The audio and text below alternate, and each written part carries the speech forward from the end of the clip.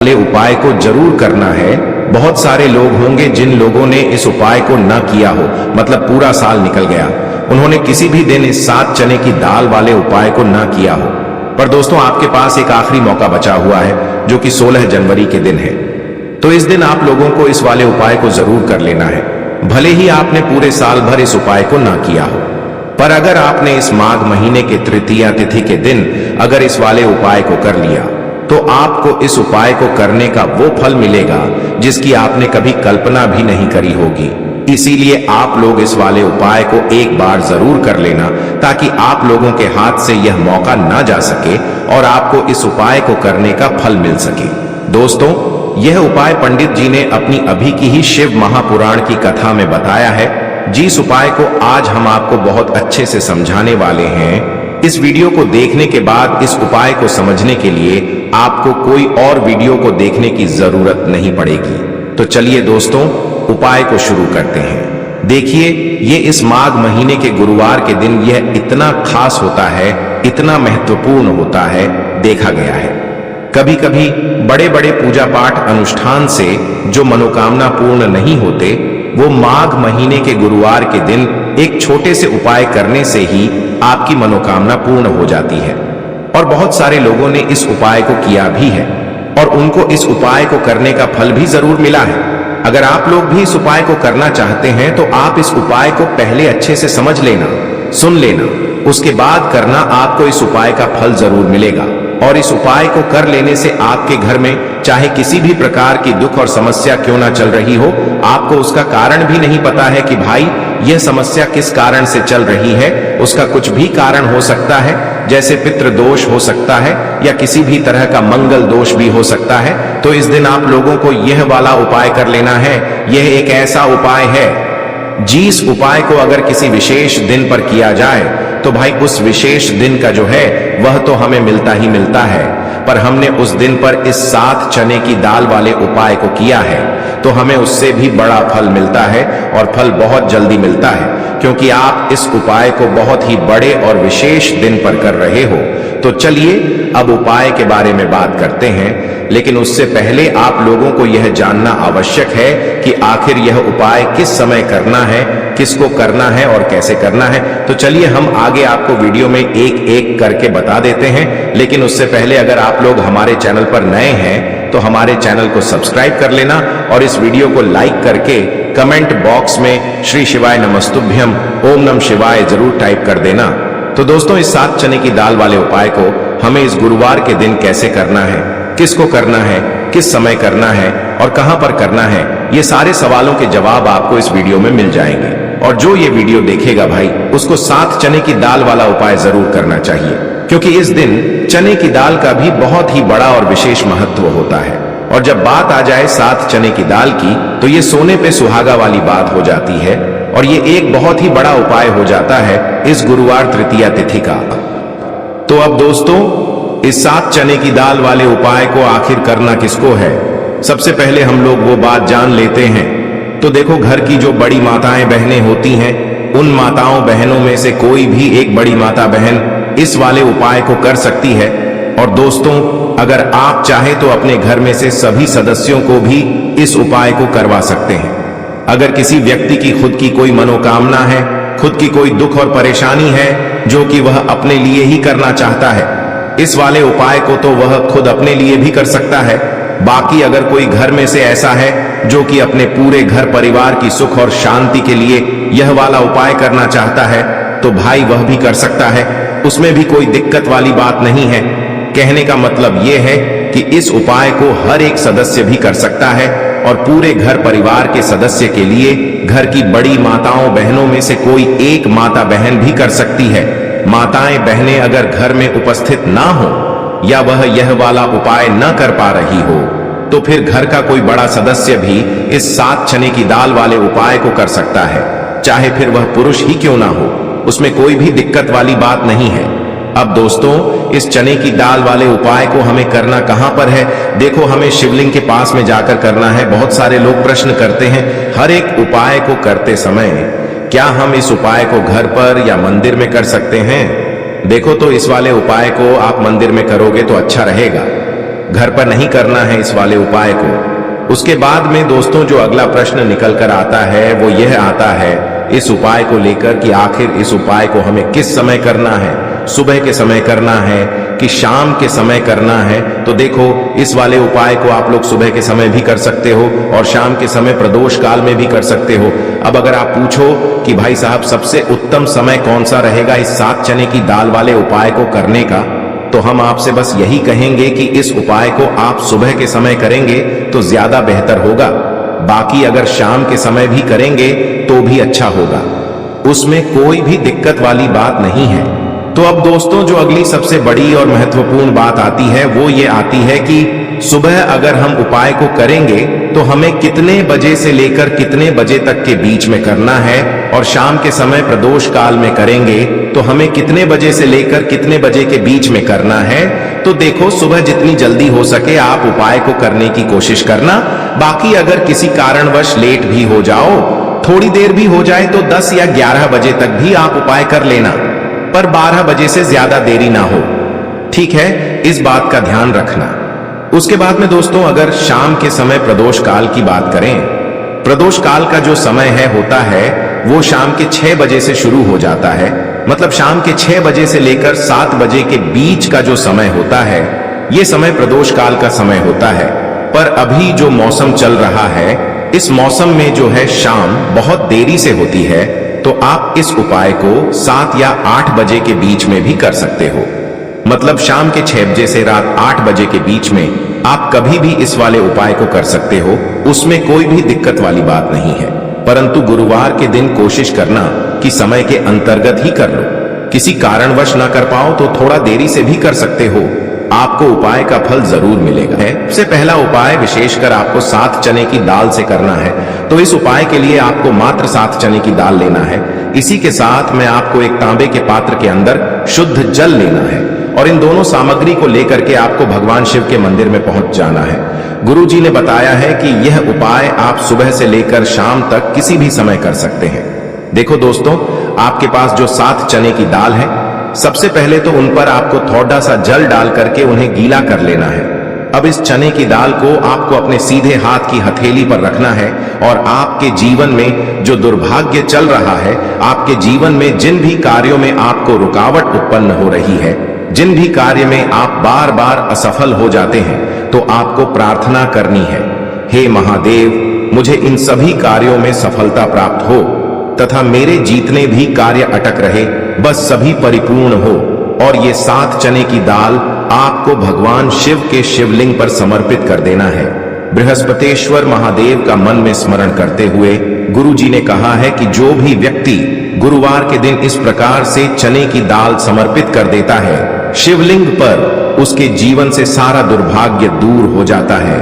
अब दोस्तों अंत में जो एक जल का पात्र है आपके पास, इसे भी आपको भगवान शिव की शिवलिंग पर अर्पित कर देना है और श्री शिवाय नमस्तुभ्यम इस मंत्र का जाप करते हुए बस इतना सा उपाय करना है। आपको आपके जीवन का जितना भी दुर्भाग्य है वह सभी दूर होगा। अब दोस्तों हम बात करते हैं दूसरे विशेष उपाय के बारे में। यह उपाय विशेषकर आपकी जो भी मनोकामनाएं हैं उन्हें परिपूर्ण करने वाला है। यदि आपको ऐसा लगता है कि आपने कई प्रकार के उपाय कर लिए हैं लेकिन महादेव अभी तक आपकी जो मनोकामना है उसे परिपूर्ण नहीं कर रहे हैं, तो आपको ये उपाय जरूर करना है। देखिए इस उपाय को करने के लिए मात्र आपको एक गुड़ का टुकड़ा लेना है। इसी के साथ मैं आपको एक तांबे के पात्र के अंदर शुद्ध जल लेना है। देखिए गुरुवार के दिन यदि हम गुड़ वाले जल से उपाय करते हैं तो बहुत ही चमत्कारी माना जाता है और इससे जो हमारा बृहस्पति ग्रह है वह भी मजबूत होता है। बृहस्पति ग्रह यदि हमारा मजबूत होता है तो हमें कभी भी जीवन में धन संपदा की कमी नहीं होती है। हमारे जीवन में जो दुर्भाग्य होता है वह भी सौभाग्य में बदल जाता है। तो देखिए दोस्तों इस उपाय के लिए आपको एक गुड़ का टुकड़ा लेना है, एक तांबे के पात्र के अंदर शुद्ध जल लेना है और इन दोनों सामग्री को लेकर के आपको भगवान शिव के मंदिर में पहुंच जाना है। अब दोस्तों इसे गुड़ के टुकड़े को आपको उससे जल के पात्र के अंदर डाल देना है और गुड़ से युक्त जल आपको तैयार कर लेना है। आप इस जल को आपको भगवान शिव की शिवलिंग पर अर्पित कर देना है। श्री शिवाय नमस्तुभ्यम इस मंत्र का जाप करते हुए और बृहस्पतिश्वर महादेव का मन में स्मरण करते हुए जो भी व्यक्ति गुरुवार के दिन इस प्रकार से यह गुड़ वाला जल समर्पित कर देता है शिवलिंग पर, उसके जीवन में कैसी भी कोई भी मनोकामना होगी वो हमारे महादेव परिपूर्ण कर देते हैं। तो आपको मनोकामना पूर्ति के लिए ये छोटा सा और सरल सा उपाय भी अवश्य ही करना है। अब दोस्तों हम बात कर लेते हैं तीसरे विशेष उपाय के बारे में। देखिए दोस्तों, इस उपाय के लिए आपको मात्र एक तांबे के पात्र के अंदर शुद्ध जल लेना है। इसी के साथ में आपको 11 चावल यानी कि अक्षत के दाने लेना है। देखें, चावल के दानों को लेते समय आपको ध्यान रखना है कि ये कहीं से भी टूटे हुए या फिर खंडित नहीं होने चाहिए। इसी के साथ में आपको थोड़ा सा पीला चंदन भी लेना है। अब देखो दोस्तों, सबसे पहले तो इन सभी सामग्रियों को लेकर के आपको पहुंच जाना है भगवान शिव के मंदिर में। देखिए दोस्तों, सबसे पहले तो आपके पास जो चावल के दाने हैं उनमें आपको ये पीला चंदन थोड़ा सा डाल देना है और उन चावल के दानों पर आपको थोड़ा सा जल डाल करके उन्हें गीला करना है, यानी कि उन चावल के दानों को आपको पीला कर लेना है। इसी प्रकार सबको इन चावल के दानों को तैयार करना है, यानी कि यह जो चावल के दाने हैं स्वर्ण के समान हो चुके हैं। और ये जो आपने चावल के दाने स्वर्ण के समान जो तैयार किए हैं, इन्हें आपको भगवान शिव के शिवलिंग पर समर्पित कर देने हैं बृहस्पतिश्वर महादेव का मन से स्मरण करते हुए। देखो, गुरुजी ने बताया है कि जो भी व्यक्ति पीले चंदन से युक्त इन चावल को तैयार करके शिवलिंग पर गुरुवार के दिन इस प्रकार से समर्पित कर देता है, उसके जीवन में जितना भी दुर्भाग्य है वह सभी दूर होने लगता है और जीवन की जो दरिद्रता है उससे भी उसको मुक्ति मिलने लगती है। अब दोस्तों, अंत में जो आपके पास एक तांबे के पात्र के अंदर जल है, इसे भी आपको भगवान शिव के शिवलिंग पर अर्पित कर देना है। श्री शिवाय नमस्तुभ्यम इस मंत्र का जाप करते हुए और बृहस्पतिश्वर महादेव का मन में स्मरण करते हुए देखिए, ये सभी उपाय छोटे छोटे हैं लेकिन इनका जो फायदे हैं वह बहुत ही अधिक मिलेंगे। आपके जितने भी कार्य हैं वह सभी सिद्ध होते चले जाएंगे। आपके जितने भी कार्य में आपको रुकावटें आ रही हैं, बस सभी दूर होती जाएंगी। दोस्तों, अब हम बात कर लेते हैं चौथे विशेष उपाय के बारे में। देखिए, इस उपाय के लिए आपको 2 दीपक लेने होंगे। दोनों ही दीपक आप मिट्टी के भी ले सकते हैं और दोनों ही दीपक आप शुद्ध आटा मढ़कर उनके भी तैयार कर सकते हैं। अब दोस्तों, दोनों ही दीपक के अंदर आपको शुद्ध घी का प्रयोग करना होगा और एक दीपक के अंदर आपको गोल रुई की बाती का प्रयोग करना होगा और एक दीपक के अंदर आपको लंबी बाती का प्रयोग करना होगा। लंबी बाती वाले दीपक के अंदर आप मौली वाला जो धागा आता है कलावा का, उसकी बाती का प्रयोग भी आप लंबी बाती वाले दीपक के अंदर कर सकते हैं। देखिए, 2 दीपक वाला ये चमत्कारी उपाय केवल गुरुवार की रात्रि में ही किया जाता है, इसीलिए आपको इस उपाय को बहुत ही ध्यान से समझना। इसी के साथ में आपको 11 काले तिल के दाने लेना है और इसी के साथ में आपको मात्र 1 चुटकी हल्दी भी लेनी होगी। अब दोस्तों, यह सभी सामग्री लेकर के आपको रात्रि के समय पहुंच जाना है अपने घर में, जहां कहीं भी तुलसी जी का पौधा, तुलसी माता का निवास स्थान है, वहां पर देखिए दोस्तों, सबसे पहले तो आपके पास जो एक गोल बाती का दीपक, उसे आपको तुलसी जी के वहां पर प्रज्वलित करना है। दीपक को प्रज्वलित करते समय आपको ओम नमो भगवते वासुदेवाय इस मंत्र का 11 बार जाप कर लेना है। अब देखिए दोस्तों, आप जो 11 काले तिल के दाने लेकर के आए हैं उन्हें आपको अपने सीधे हाथ में रखना है और जो आपने गोल बाती वाला दीपक प्रज्वलित किया है माता तुलसी जी के वहां पर, उसके ऊपर से आपको इन 11 काले तिल को घड्डी की दिशा में घुमाना है।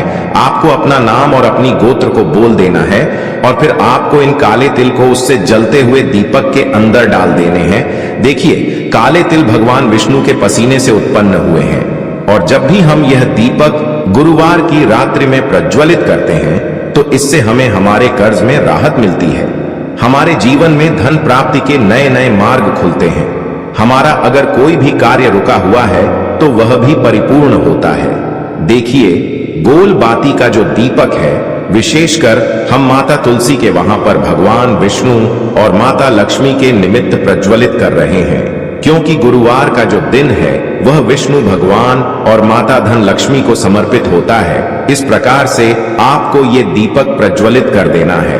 अब जो आपके पास लंबी बाती का दीपक है, एक चुटकी हल्दी है, तो इससे आपको लेकर के पहुंचना है अपने घर के मंदिर में। आपके घर के मंदिर में माता लक्ष्मी की जो भी प्रतिमा ही मूर्ति है उनके सामने सबसे पहले तो आपको ये लंबी बाती का दीपक रखना है। फिर आपको दीपक को प्रज्वलित कर देना है।